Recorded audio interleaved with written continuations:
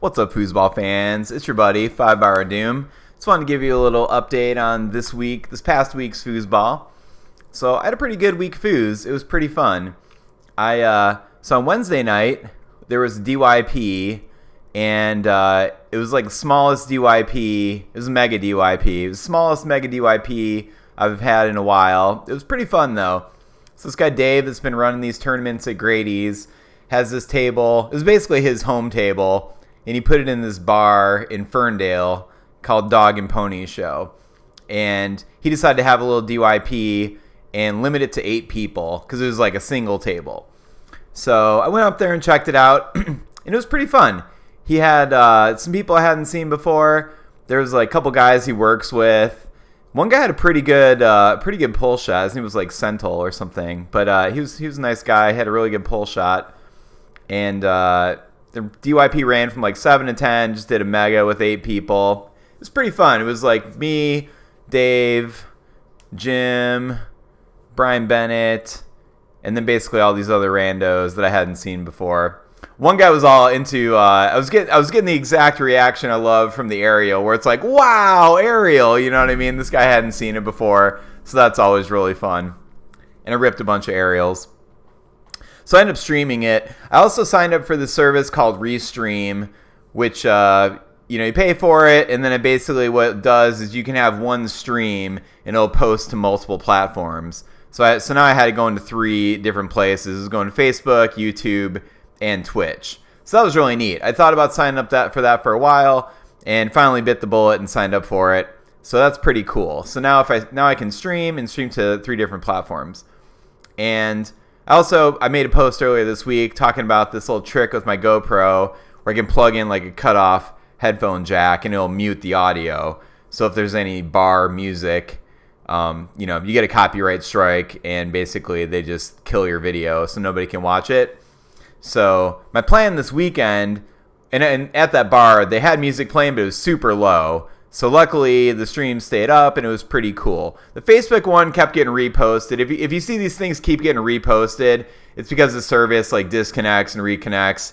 I don't really have too much control over it. I'm doing my best over here. But it was pretty cool. I had some people watching. Not that many, but, hey, I appreciate all you guys that are watching.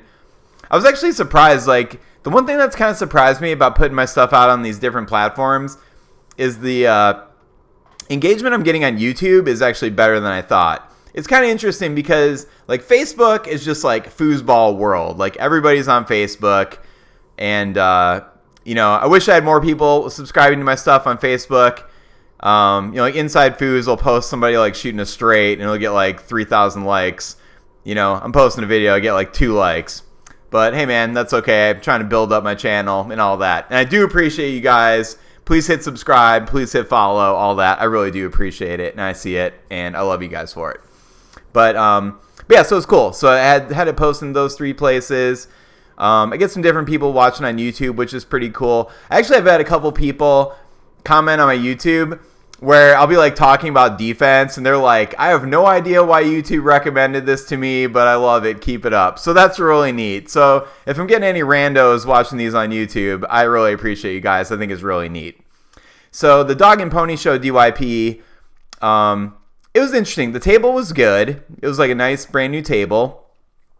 The one thing I will say, and I did talk to Dave about this, and it's all good. I'm not trying to start any shit, but I will say, if you're running a tournament, you gotta allow people to put their own wraps on the table. Like this one, there were like wraps already on both sides of the table, and I could kind of tell there's a bunch of like ultra beginners, like people that aren't playing tournament foosball. They don't own wraps. They basically don't know what wraps are. So, that's kind of the level that we're seeing.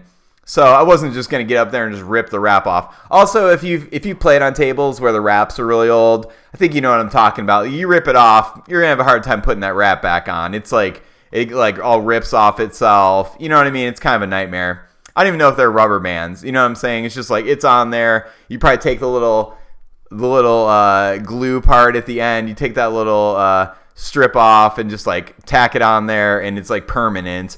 So yeah, so I had some issues with the wraps, but So I would say like if you're running a real tournament, you should be able to go there and put your own wrap on the handles. Plus, it's not even like the wrap itself as far as like whether it's sticky or that. Another thing about having your own wrap is like different people wrap differently. You know what I mean? And some people wrap a lot. Like I wrap a lot differently than a lot of other people.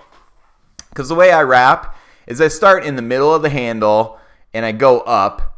So I start in the middle of the handle, I go up through that little dip, I wrap the top of the handle, and I come back down over that dip. So I have like a double wrap in that dip area, and it makes the handle very flat. And that's kind of just, I don't know, for whatever reason, that's just the way I like it.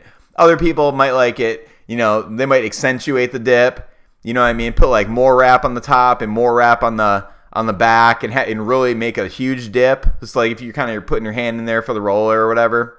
So, but anyway, that would be my only feedback is, if I'm going to a tournament, I want to put my own wraps on there. But that aside, it was a really fun tournament, and I was lucky enough to win it. The way they did it was a Mega DYP handicapped, and they also, and the way it was like, there's no playoff round. It was just based on points, which I really like. I think that's pretty cool. But I did win it, but it was very close, and I got to give pretty much all the credit in the tournament to Kurt, who was my partner, because there was one of the final matches was me and Kurt versus Sentinel. This guy was talking about that had a pretty good pull shot, and Dave. And Kurt had a bunch of great blocks, and that helped me pull ahead of Sentinel and take the win. So I paid $5 entry, got a sweet $31 prize. To be honest, that's one of the best prize payouts I've seen the entire time I've been here in Michigan. So hey man, I'll take it. So that was pretty dope. I had a good time. Then, not foosball related, but so it was snowing, right? So then I leave this place. There's like the tiniest bit of snow. I'm like, no big deal. I got this truck. It's like front wheel drive. Not really a snow machine, And I start driving home, and these roads are ice. It took me like a half hour to get there, and it took me like an hour and 15 minutes of the most terrifying driving of my entire life home. I'm like calling Beth crying. I'm like freaking out. Almost crashed the car 100 times. And luckily I made it home okay. But it was straight up terrifying. Like, and I've been in like warm climates for forever, dude. Like I'm just back in Michigan now. But we were in Vegas. We were in Denver. And if you think Denver is cold and it snows, it doesn't. It's like always warm there. You never have icy roads like ever.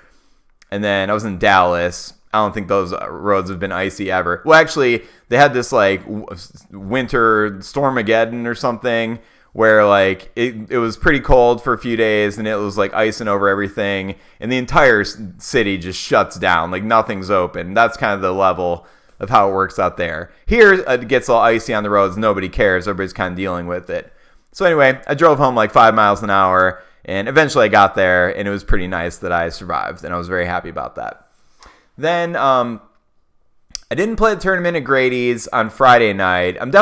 If you know what happened on Friday at Grady's, please post in a comment. I didn't see anybody up at Abibo on Saturday that went, so I'm really curious. They had they did like a 2-ball tournament. It was kind of weird because the way they set it up was it was a 2-ball tournament, like a DYP or something, and it was games to 5. And you start with 2 balls, and you had to score both balls. So logistically, I had a million questions. Like, number one, where do the balls go? Do you get a ball and I get a ball on the 5 bar, and then we both are like 1, 2, 3, go? Like, you know what I mean? Like, is it like how's the ready protocol work when there's multiple balls in there, or do you throw them in the holes, or what's up? Plus, it wasn't rollerball, so how does it work? Like, you can just trap a ball in your goalie area and then just sort of play normal foosball with the other ball. And then once that scores, you can kind of take the other ball out of your area and play it. Or, alternatively, let's check this scenario out. You get a ball in your goalie area and you're kind of like holding it. And you're like, cool, I'm going to score the other ball. But then the other team scores that ball. I would just score the second ball on myself, right? Because if you have to score 2 points. So, to be honest, I wasn't really super pumped about figuring out how that format works. So I'm definitely curious if you were at that tournament, how did it work out? I'm really, really curious to hear what happened there. Then the second tournament they were going to have at Grady's was like this majority rules, and everybody was going to vote on whether they want singles or DYP. And I'd pretty much bet my life. I'm not going to bet my life because I'm not 100% sure. But I would bet that they went DYP. Because even last week, they put a flyer out, and they were like, it was going to be goalie wars and then singles. And basically everybody's complaining that it was singles and they wanted a DYP. I'm like, hey man, the flyer said singles. We're playing singles. So, and that's the tournament that I'm casting right now. So I just posted a little bit ago the first round of that tournament. It was a race to 7 double elimination tournament. First match was me versus Brian Bennett, and I'll be posting the rest of the matches this week. I'm also going to post some of the best and Beth's matches because Beth had an awesome tournament. She played badass, and I'm definitely curious to see how she played in some of these matches. So I'll be posting a couple of her matches as well. Finally, we come to, so basically at this point, I played the Wednesday tournament. I won it. I skipped Friday night, and we also had something else to go to anyway, so I probably wasn't going to be there either way. And then Saturday, I was playing the Bring Your Partner. I skipped the draw because we had this fancy Christmas gala type of thing to attend. It's pretty nice. I got really dressed up. Beth got all dressed up, looking hot. It was pretty sweet. She looked great. I had a sport jacket. I think it was the first time I've worn an iron shirt since COVID. So anyway, so that was a really fun time. And then I got up there to play the Bring Your Partner, and I played with Sean Chenard. So normally Sean plays with his dad, Mike, but I think Mike's out of town, so me and Sean hooked up, and I was really interested to see how we'd play together. Sean's one of the best players up there, for sure. Also, another thing that I will say about Sean is touring a lot. Like, he went to Worlds, he went to Louisiana State, I think is the one that just happened. So he's playing a lot, and he's very good. So I was really excited to play with Sean. And I didn't play the draw, so I wasn't very warmed up or anything. And we started playing, and to be honest, I got off to a really slow start. Like, I'll tell you what, man, my 5-bar looked the worst it's ever looked yesterday. It was so bad. It was pretty embarrassing, you know. I did not have a good day on the 5-bar. First match, who do we play? I think we played Bill Hagee and John Kay, and we won that match. I don't know if we had the switch or not, but I feel like it didn't go that well. Then we played Fuad and Todd, and out of everybody yesterday, man, you know who was playing awesome was Fuad. His 5-bar was great. Like, he was honestly just on fire, man. That guy's pull shot is very good. You know, maybe he was a little long happy, and I think I took advantage of that later in the tournament blocking. But he was smashing along like at will, just like a really, really nice long. He had some other options, like some straight options and stuff. And his 5-bar was out of control. I mean, he passed so well on me. It was brutal. So that match I had to switch and get in the pits, which was fine. You know, Sean's a great forward, and he's a great goalie. So I mean, I think it could go either way. You know, we had talked about me starting up front. I was happy to play either position for Sean for sure. But you know, but it does suck when you start up front and you're kind of thinking, I'm going to play front, and then you basically just don't perform that well, and now you're trying to do your best in the pits. So anyway, so we played them, we won that one. Then we come to Chris and Bob, and you know, these guys are really good, dude. Chris and Bob are just very, very strong team. You know, I started up front. It did not go well. Like I said, my 5-bar was not good. It was really, really bad.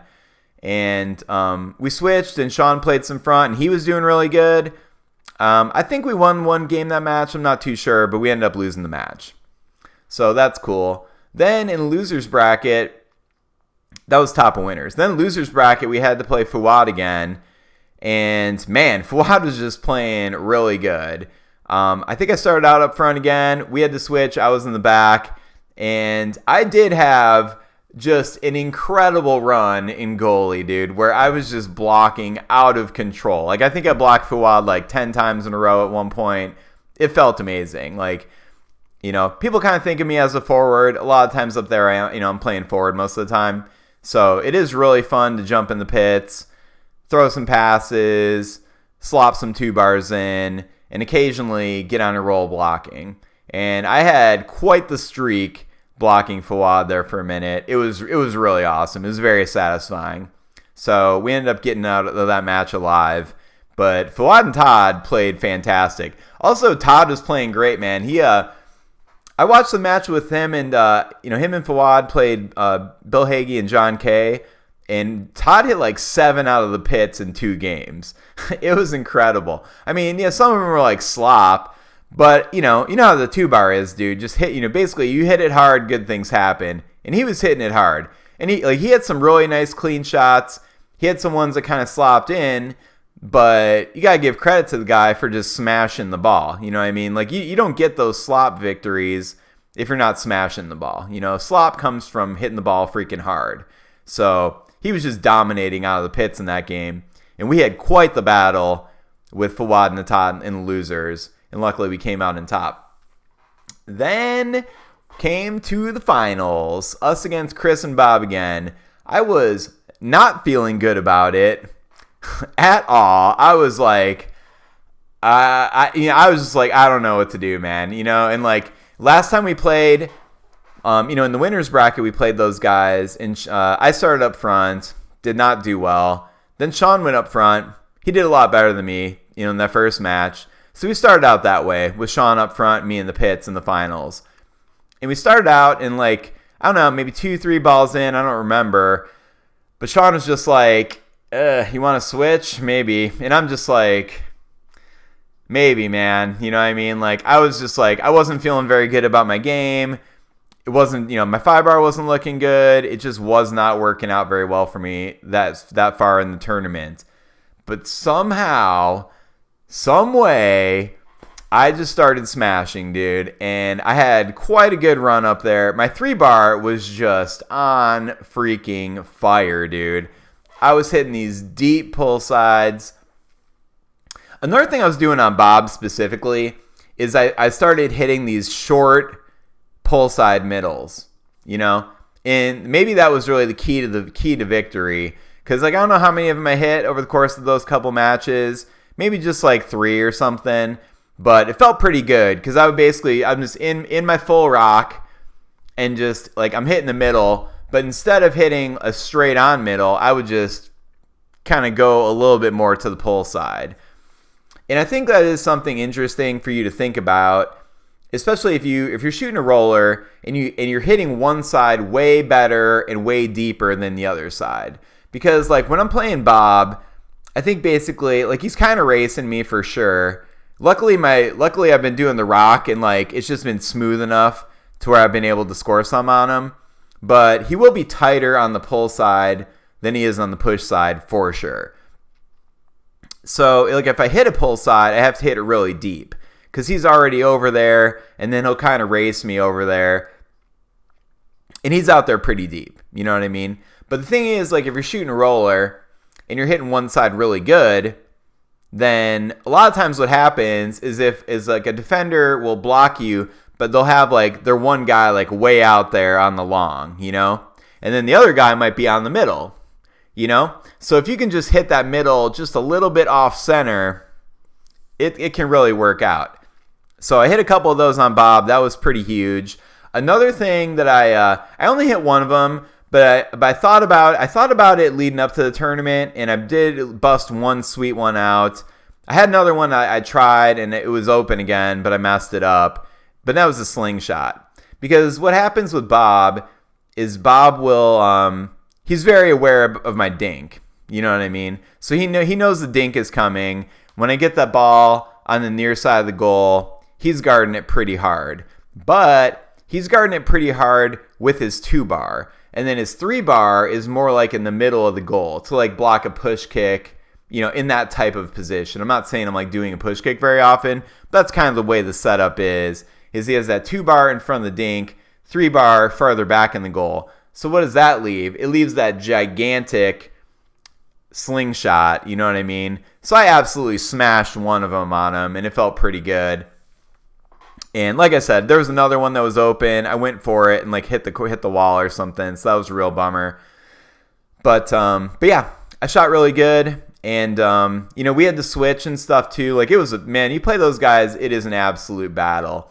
And it is really a joy having those guys in town as well, because they just play really good, man. Chris is just super good up there. He has such good ball control too, man.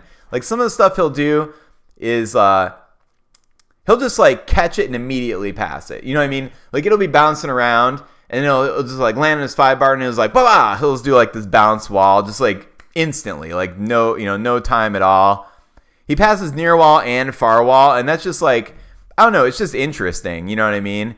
So that guy's really good. I think another thing that's really interesting that Chris does is when he's doing his roller, he won't just rock, you know what I mean? He'll walking around. But I think it's really interesting the way he walks it, because he'll kind of like even just kind of like tap, tap, tap, tap, tap, tap, and he'll just kind of like just try to move a little bit out of the way of where you are and pop a middle. You know what I mean?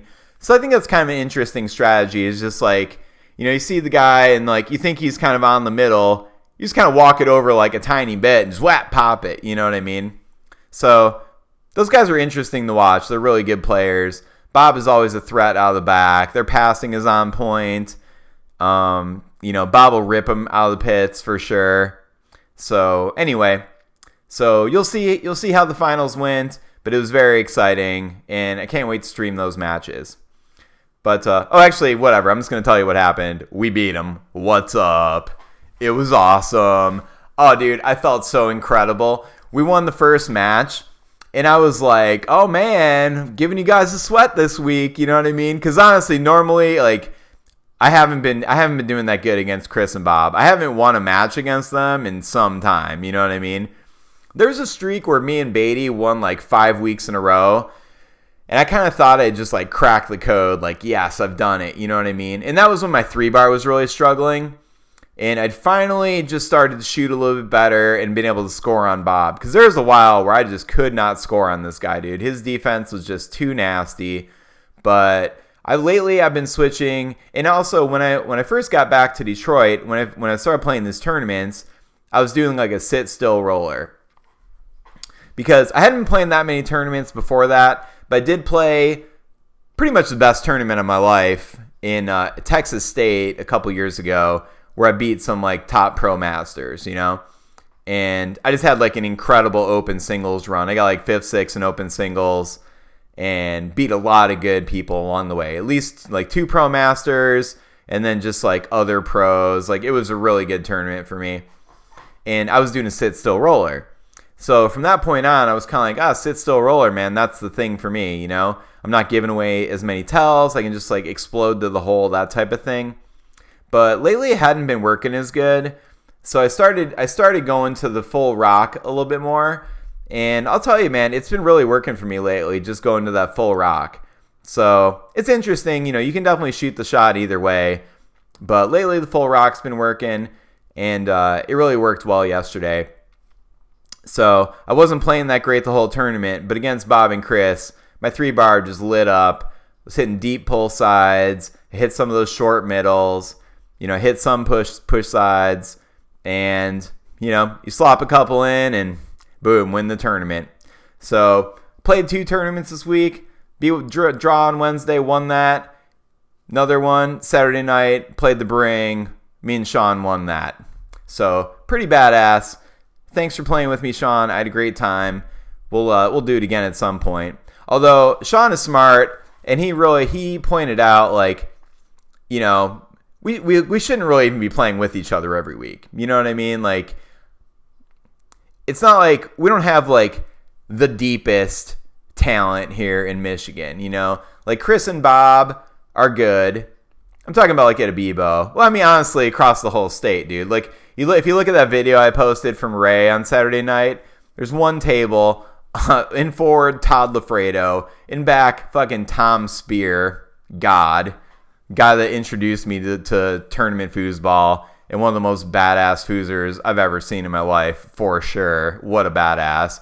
Other side of the table, Cindy Head, ultimate, one of the best women ever. Probably like top 3, you know what I mean? Besides like Sully and Moya. in my opinion. And also, I think Shelly was on that table too, Pro Master Woman. So you literally have 4 Pro Masters on that one Bring Your Partner table. Absolutely incredible. You're not getting that here in Michigan, you know? So I think for like the top players here in Michigan, we really are better off just partnering up with other people and battling each other versus just trying to create the dream team and winning every week.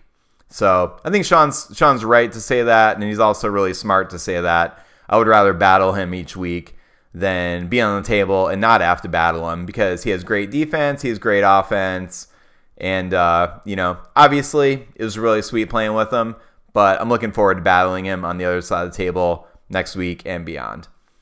So but yesterday I was an idiot. I brought my stuff to stream, but I forgot to bring the stupid headphone thing. I wanted to stream it. Forgot to bring the headphone thing to mute the audio. So I didn't stream. I did record the matches, and I'm going to cast them and post them like I've been with these other tournaments. So anyway, that's the recap for the week. Hey, payout wise, it's pretty good, man. I think I won $31 on Wednesday. Last night I won $35, $40, somewhere in that ballpark. Paid about $20 in entries, $5 on Wednesday, $15 on Saturday. So I netted a sweet, what is that? $40, $50. Not the best, but hey man, I'll take it. I'll tell you what, it was the best week I've had up here in a long time. Definitely missed some of the weeks in Denver, man. You'd get some good payouts, dude. Ray would run these tournaments where first round was an Ironman DYP, where you could pay double and play singles against doubles teams. Incredible format. And then after that was straight up singles. So I mean, if you win 2 of those tournaments playing singles, you're paying out like over $100. It's pretty dope. That opportunity just really isn't here. But I'll take what I can get, you know what I mean? So, did have a great week of foosball. I think I took a little bit more time on the 3, maybe not as much as I needed to. The thing that was the shocker was how poorly my 5-bar performed. It was really bad. So I think I actually need to start practicing a little bit more. For whatever reason, I haven't been playing as much around the house with Beth. Normally we would play like a bunch of race to 7s basically like every day and just play a ton of singles, so I'd get a bunch of practice there. But we haven't really been doing it. Beth has been super busy with work. We just had holiday stuff going on. So we've had other stuff going on. We haven't really been playing that much. So really the only foosball I've been playing are these tournaments. It's awesome we're having multiple days of tournaments a week. I love it. But yeah, my 5-bar looked really rusty.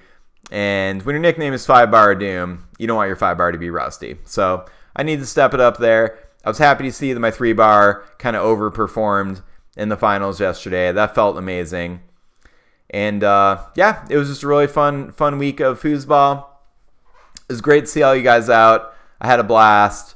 I gotta say, man, I really enjoy the Saturday crowd at Abibo. It's just a bunch of nice guys, all having fun, good competition.